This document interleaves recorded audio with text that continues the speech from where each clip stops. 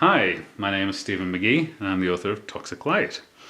So we're here to talk about light bulbs. So we've got 6 light bulbs. It's a common question I keep getting asked because I do research light, and that is which light bulbs are healthy and which light bulbs should you avoid.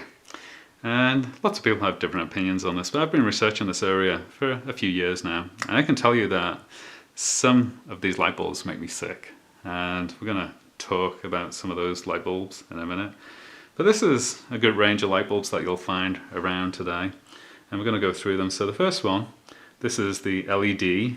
It's the most modern of the light bulbs. It has a bunch of electronics in the base, and it puts out light using semiconductors.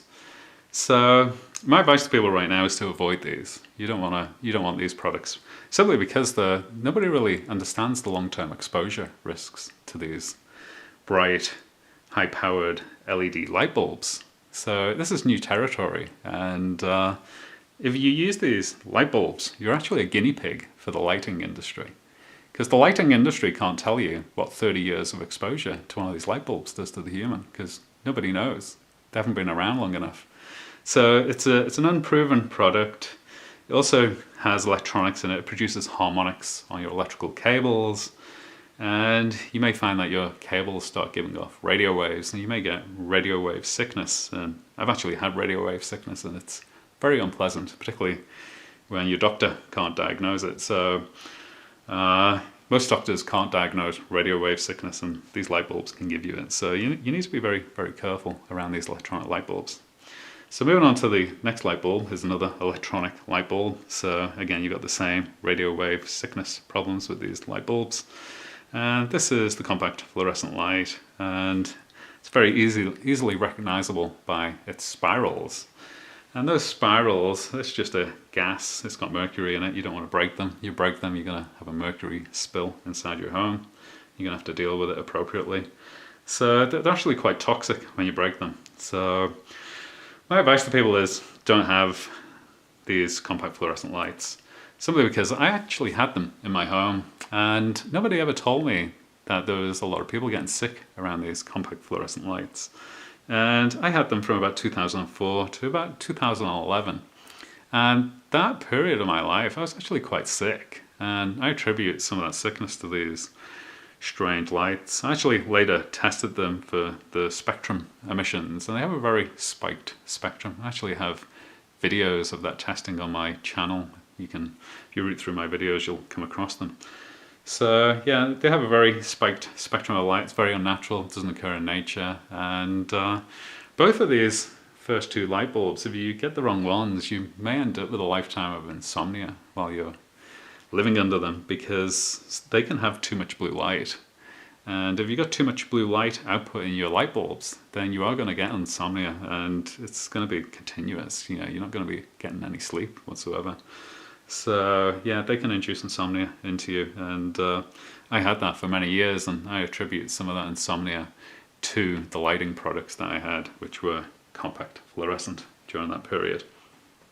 So I don't particularly like these new electronic light bulbs, and I don't recommend people to get them. I think this idea that you're saving the planet is just a marketing ploy, and the people behind those ploys are staying quiet about these other problems that these light bulbs have, these modern, untried, untested light bulbs. Nobody really knows what the long-term health consequences are of these light bulbs. Nobody's actually lived under them for 50 or 60 years. So the health problems are still emerging with these first 2 light bulbs.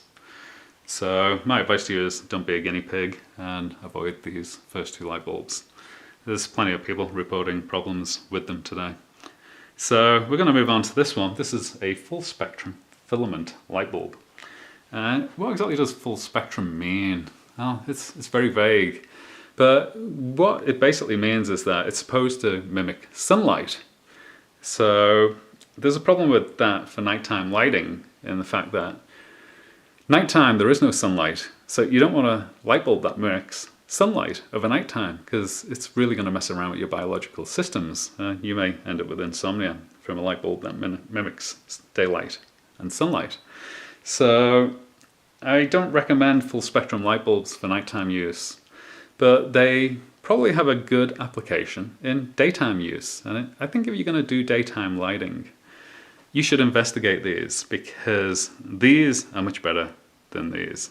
So if you're going to do daytime lighting, the full spectrum filament light bulb may be the way to go.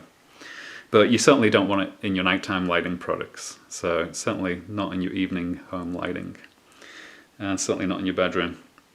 So talking about evening lighting is the street light. This is high pressure sodium street light. You can see it's got this little capsule of sodium and a few other gases in there to try and mimic a outdoor light. The light out of these looks kind of golden when you see them in the streets. So it's not a white light, it's a golden light that they give out. And I've noticed that, you know, people that I know that have died prematurely, when I look at their homes, they live very close to streetlights. And I actually lived, a couple of homes that I've lived in over the years have had streetlights very close to them. And I have to say, I wasn't very healthy in those homes. So I kind of associate streetlights with bad health and also premature death from seeing some of the people that I know die who lived very close to streetlights. So I think there's something very strange going on around streetlights, and you should avoid them. And the toxicity of streetlights is still emerging. They've been around for a long, long time, but you know, nobody really fully understands the biological toxicity of streetlights. And there is one thing that we do know for sure, and that is they have a very unnatural spectrum of light, and they also introduce harmonics onto the electrical system. So they're going to contaminate your electrical system at frequencies, and the light is not very healthy from what I can tell. So I would recommend that you avoid streetlights. And if you live near to streetlights, I actually don't have any streetlights in my area where I live, but if you do and the streetlights are shining in through your windows, I would recommend that you put blackout blinds on those windows. I don't think it's a good idea to have long-term exposure to the spectrum of light coming off streetlights. And particularly on your bedroom should be completely dark of a night time. So you want to have no lighting products whatsoever in your bedroom when you're sleeping, no evidence of light. And if you can see your hand in front of your face when you're in your bedroom, then your bedroom's probably too bright. So you should work on making sure that whatever you need to do to get your bedroom completely dark is what you should be doing. So actually sleep very, very well in a very dark bedroom. And the more light that's in the bedroom, the more disrupted my sleep becomes. So that's one of the things that I found while I was researching toxic light.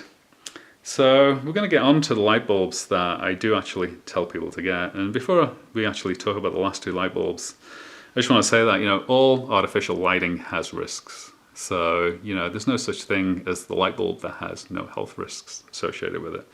So the thing that you want of a nighttime is, when you're using electric lighting products, is you want your bedroom to be as dark as possible and just have enough illumination to do what it is that you're doing. So if you're sitting in bed reading a book, you just want sufficient illumination to read that book. And the same throughout the entire home of an evening. You just want sufficient illumination for the task at hand.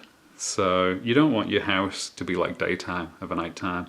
It's quite the opposite. You want to kind of be down somewhere around the lighting level of candles, you know, not too much brighter, because you're going to upset the rhythms of your body if your house is like daytime, because, you know, your body is not supposed to be exposed to light once the sun's gone down. So you're overriding the body's natural processes with light bulbs.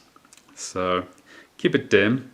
And the two bulbs that I'm going to recommend are the conventional filament light bulb. So it's tried and tested. Nobody's really reporting any health problems from what I can tell around these filament light bulbs. And they don't seem to introduce any problems onto the electrical system. They have what's known as a linear draw of current, so they don't seem to inject dirty electricity or harmonics. And it's the same for this light bulb. I want to show you this one up close because I've had some questions about this light bulb. And when I talk about halogen light bulbs, this is what I'm talking about. So it's a conventional light bulb, has the conventional base, and it has a halogen light bulb. It's that little glass light bulb that you can see in the middle. So it's a halogen light bulb, has this glass shield on it for UV shielding so you don't get sunburn off it. And I use a combination of conventional and halogen light bulbs at my home, and that works well for me. And this is the thing that I say to people is, you know, light bulbs are something you should experiment with, because if you choose the wrong light bulb, you could enter into a lifetime of sickness if you keep using that wrong light bulb. And if you choose the right light bulb, then you're going to be very healthy.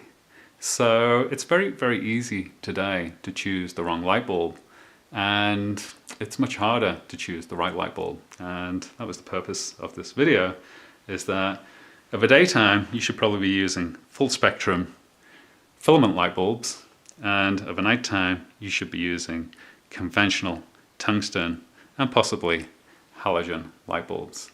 And that's my conclusions. And if you want to read more on this subject, it's in Toxic Light. Hope you enjoyed the presentation, and I wish you the very best of health. Thank you.